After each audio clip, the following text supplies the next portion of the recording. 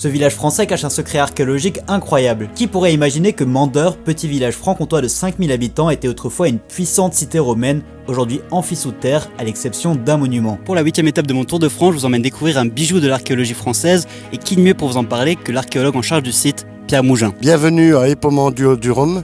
Nous sommes actuellement au cœur du théâtre antique, théâtre dont les premières constructions remontent au début du 1er siècle et qui a été réaménagé jusqu'à la fin du 2e siècle. Et on parle pas d'un petit théâtre. En étudiant les ruines, Pierre Mougin en a conclu que les murs montaient à plus de 30 mètres de haut. Il y a pas mal de choses qu'on ignore encore sur ce monument, mais voici une tentative de reconstitution pour vous donner une idée de la taille du théâtre qui pouvait accueillir pas moins de 18 000 spectateurs. En face du théâtre, on a aussi retrouvé les ruines d'un temple gaulois qui a ensuite été romanisé, et 2 km plus loin, des ruines de thermes romains en marbre blanc. Avec l'un des plus grands théâtres romains de France, on sait que Mandeure a été un jour une cité puissante que des fouilles archéologiques permettront peut-être de découvrir un jour, mais faute de moyens, ce ne sera pas pour tout de suite.